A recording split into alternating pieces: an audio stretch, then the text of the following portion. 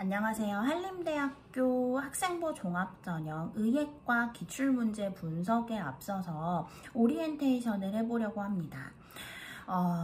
이제 한림대에서는 MMI라고 하는 방식으로 학생을 평가하고자 하는데요. MMI라고 하는 건 다중 미니 면접이라는 뜻으로서 서류에서 볼 수 없는 학생의 가치관과 인성을 이제 학생의 입을 통해서 확인하려고 하는 면접 방식입니다. 그래서 이제 한림대 같은 경우에는 주 문제라고 하는 거를 주제를 제시를 하는데 쓰고, 그 다음에 단계 문제 여러 개를 통해서 이제 심층적인 답변을 끌어내려고 하는데요. 단계 문제에 대한 구체적인 답변을 하기 위해서는 제시문에 제시된 내용이나 사회 문제에 대해서 심층적인 분석 그리고 이해를 필요로 합니다. 문제 유형이 굉장히 다양하고요. 답변하기 까다로운 측면이 있기는 한데 의대 입시를 준비하면서 교과 공부나 다양한 분야의 독서 아니면은 평소에 신문이나 뉴스를 잘 보면서 시사에 대한 탐구를 했다면 그러면 중심 개념에 대해서 파악하고 그 다음에 쟁점을 캐치해서 답변을 해내는 데에 아주 큰 어려움은 없을 거라고 생각합니다. 그래서 먼저 기출 분석을 잘 하셔야 되겠고요. 그리고 그 이후에 이제 어떤 문제가 나올지 콕 집기는 힘들지만 그래도 어떤 사회 문제가 우리 현실에서 지금 이슈가 되는지 그런 걸 좀 살펴보고 면접을 이제 가시면 좋을 것 같습니다. 그래서 기출문항 분석에 앞서서 무엇을 위해서 MMI를 하는가에 대해서 좀 알아볼 필요가 있는데요. 첫 번째는 의료 윤리를 지키기 위한 가치 판단이 가능한가 입니다. 의학도나 의사에게 있어서 윤리의식이나 윤리적 책임감은 굉장히 중요한 문제라고 할 수 있겠죠. 그래서 지원자가 어떠한 가치관을 가지고 있는지 평가를 하기 위해서는 평소에 청소년으로서 접할 수 있는 사회 문제에 관해 인식을 어떻게 가지고 있고 가치관을 어떻게 형성을 해왔는가 알아볼 필요가 있습니다. 그렇기 때문에 학생이 자기 수준에서 답할 수 있는 사회적 이슈, 그 다음에 학생들이 고민해볼 가치가 있는 그런 문제들을 제시를 해주고 이에 대해서 구체적인 의견을 표현할 수 있는지, 그리고 이제 그것을 바탕으로 어떤 가치관과 인성을 지니고 있는지 평가를 하고자 하는 것입니다.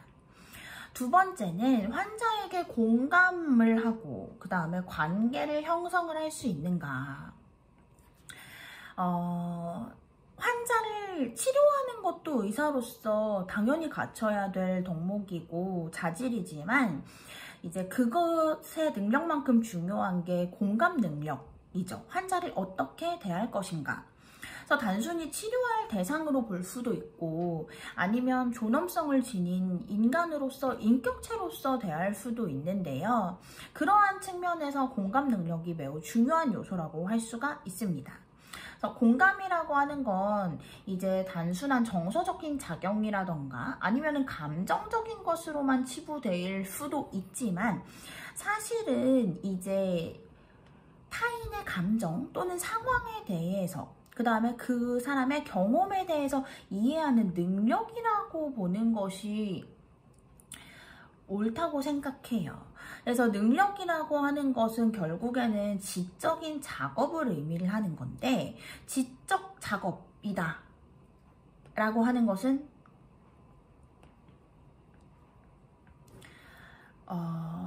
우리가 얼마나 이것을 위해서 노력을 해왔고 이 능력을 키워왔는가의 문제겠죠. 그래서 공감 능력을 발달시키기 위해서 노력을 해온 학생인가, 앞으로 공감 능력을 발달시킬 수 있는 학생인가, 이런 것들을 알아보고자 하는 것이라고 생각하시면 되겠습니다.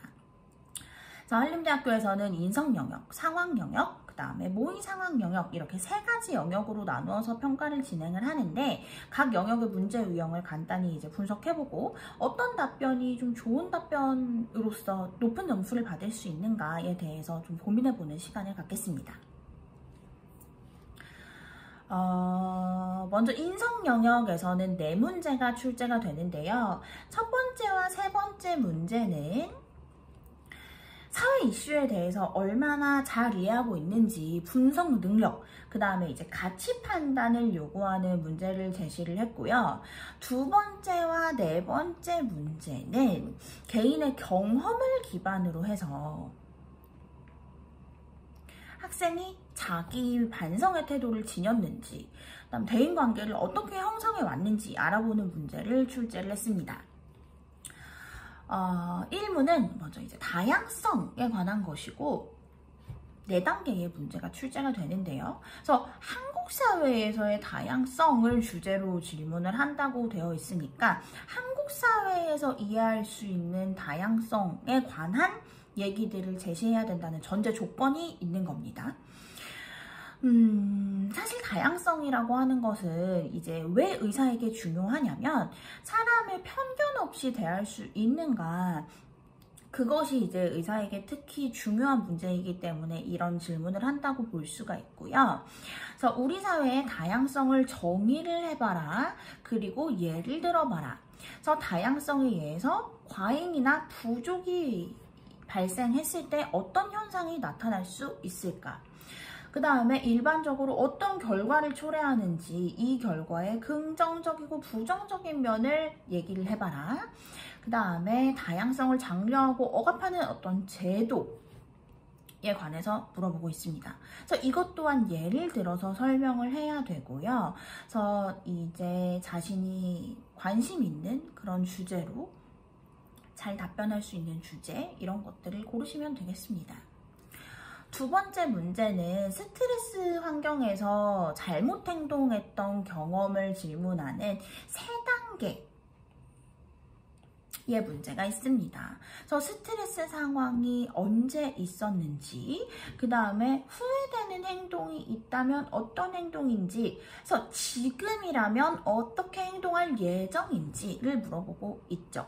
그래서 학생이 스스로의 삶에 대해서 얼마나 반성을 하는 주체적인 삶을, 능동적인 삶을 사는 사람인가에 대해서 알아보고자 하는 문제라고 할 수 있고요.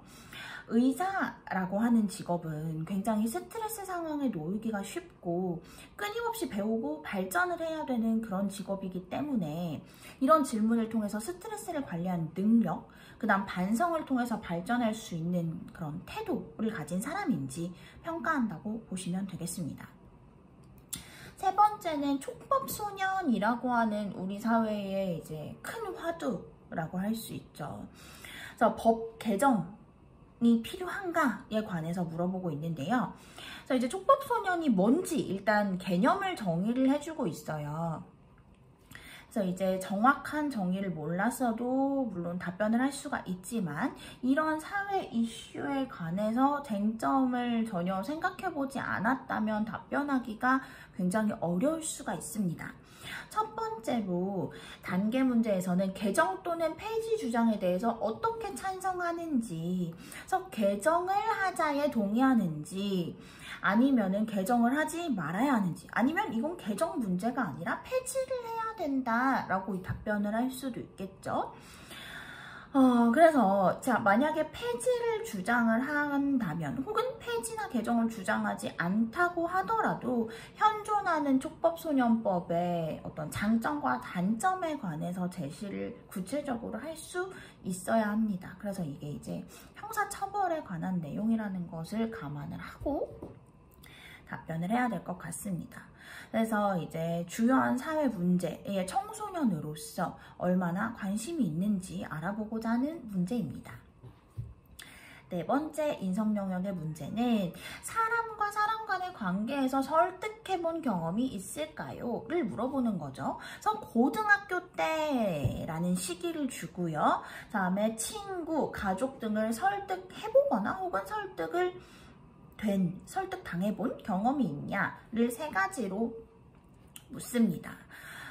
의사 같은 경우에는 환자에게 논리적인 설명을 할 수 있는 역량을 갖춰야 하기 때문에 이런 질문을 한다고 볼 수 있고요. 얼마나 의사소통에서 적극적이고 그 다음에 어떤 방식으로 말하는 사람인지 그것을 알아보고자 하는 것입니다.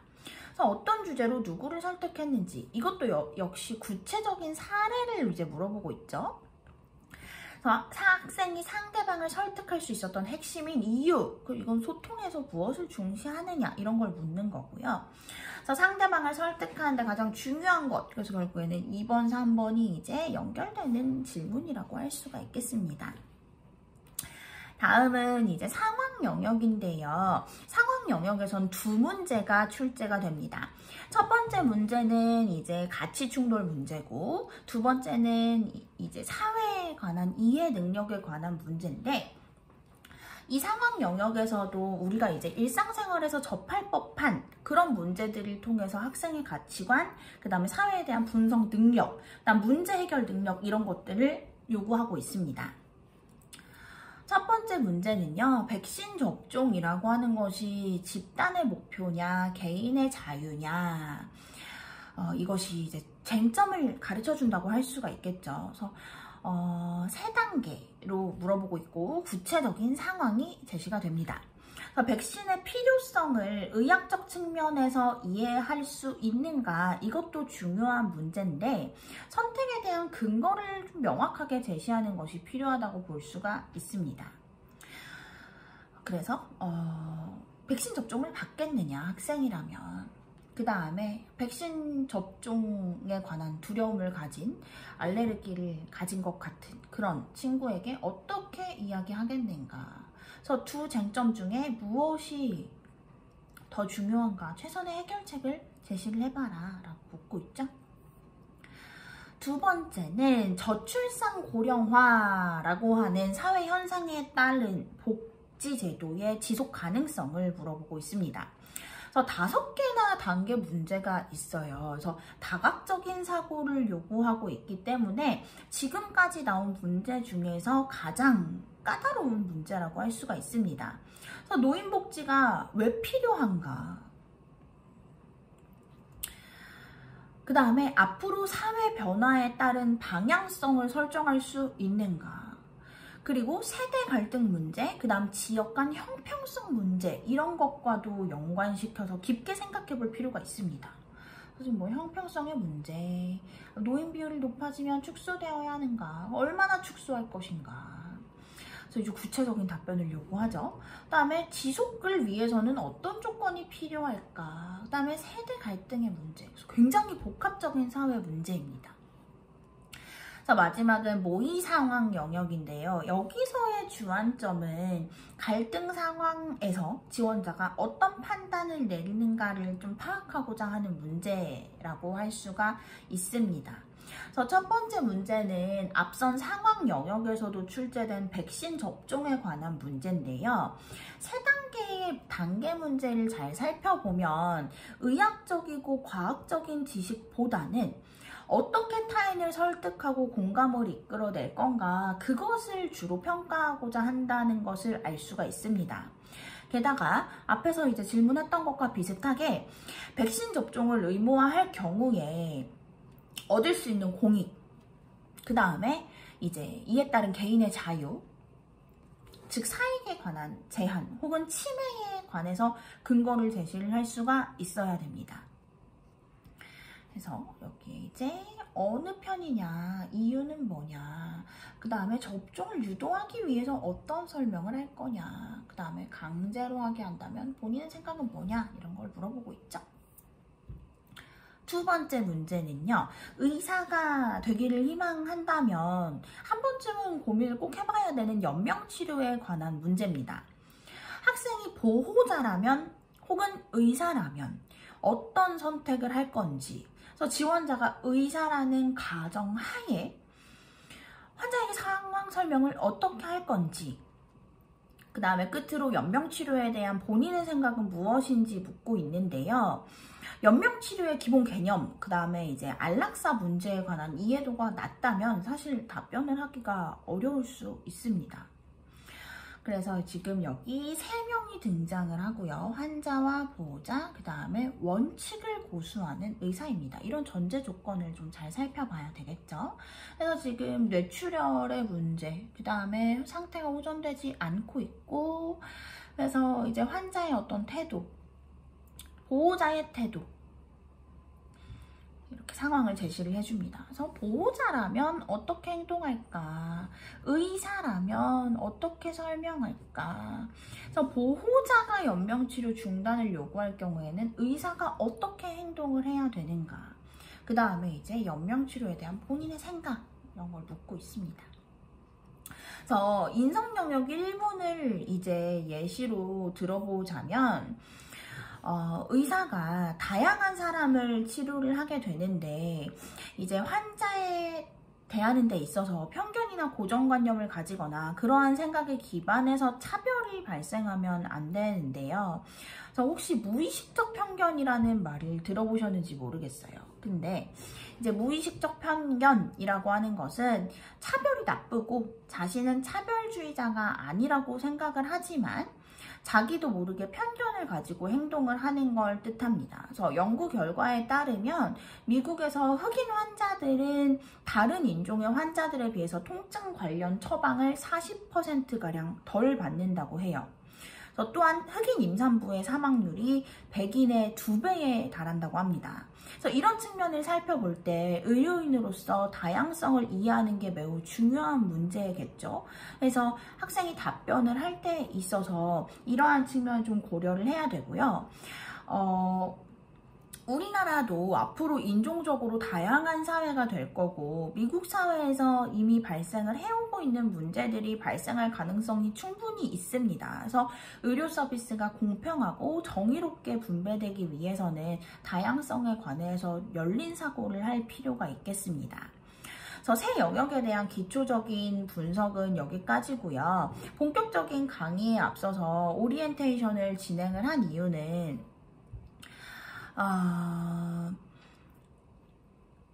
학생분들이 의대에서 MMI를 진행하는 목적을 좀 잘 이해해야만 그에 대한 적합한 준비를 할 수가 있기 때문입니다. 그래서 지금까지 내용에 좀 집중을 하셨다면 MMI를 체계적으로 준비하기 위해서 우리 사회, 그 다음에 자기 스스로에 대한 고민의 시간이 필요하다는 것을 좀 이해하셨을 거라고 생각합니다. 그래서 이 강의를 통해서 앞으로 기출문제를 심층적으로 분석하고 답변을 분석해보는 그런 시간을 가지신다면 의대 입학에 한 걸음 가까워질 수 있으실 거라고 생각합니다.